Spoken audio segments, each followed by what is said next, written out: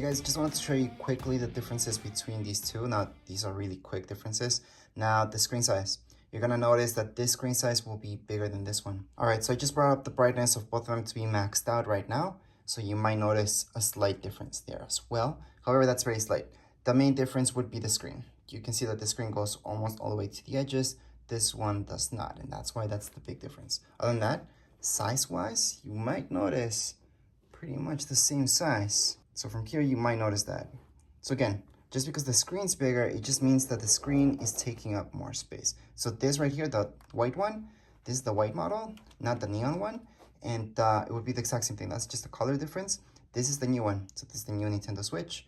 And this one is the older model. Other than that, one other main big difference between the two of them would be storage. This one has a ton more storage than this one. So with the older one, for sure you have to buy a micro SD card, which I do. That's 100 gigs right there. However, with the new one, you don't until you run out of space. I mean, you might end up buying a micro SD card, but at least at the start, you have enough space to put in a few games. So you do have those 64 gigs, where this one only has about 16 gigs or so. I'm saying about because it's always less.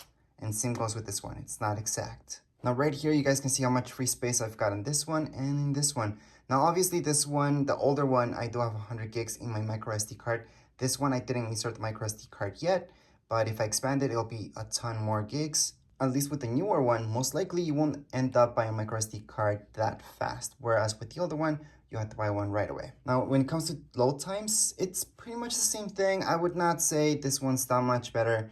So let me just load something for you guys, which would be the eShop. Although I'm not sure if I can load it up, both of them at the same time since it's the same account, but we're gonna try it out. There we go.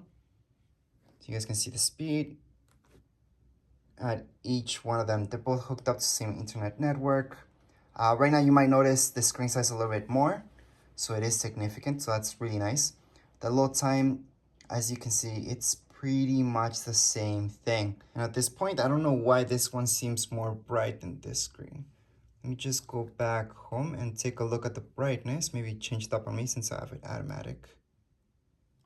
Now brightness is full. Never mind, it stayed at full capacity. Let me just go back into the eShop. I'm just loading back into the eShop. And yes, on this one, it seems a lot brighter than this guy right here. Obviously different screens, so that's why. Now, if I scroll through games, for example, if I click on Fortnite, I'm gonna click on both of them. Let's see how fast it loads that up. So it's loading up this screen. Yep, there we go. So again, this one does look a lot brighter, but they're both about the same thing. Now let's load up a video from both of them. So here we go, they're both loading up at the same time. That's how it looks up. That's the render time for both of them. And this is just a quick trailer from Fortnite. Again, on this screen, it looks a lot brighter than this guy, which I'm still surprised. Definition-wise, do I see a big difference in pixels right now between the two of them? Not really. I mean, this screen just seems a lot brighter than the new one, which I am surprised. Usually when they come up with new tech, it's usually a little bit brighter than the old one.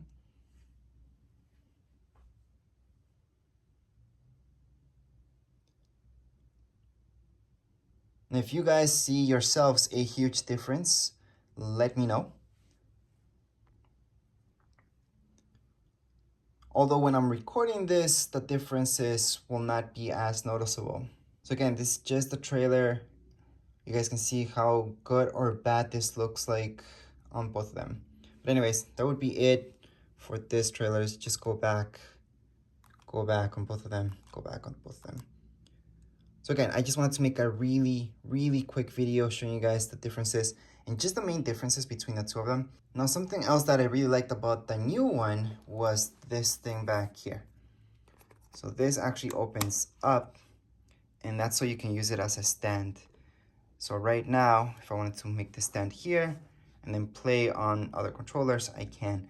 Where with this guy, we just had like this thing, which was pretty much useless for that. This here was really just to keep the micro SD card in there. So that's why most people, like myself, we ended up buying a stand for it, which was about, I think, $30 or so, really tiny one. Other than that, right here, you guys can see that they're pretty identical. We have a volume keys, we have power, we've got the card insert. If you guys buy games that way, you can plug in your headphones there. And on the bottom, we've got the exact same thing. That's where you can hook it up to charge it up.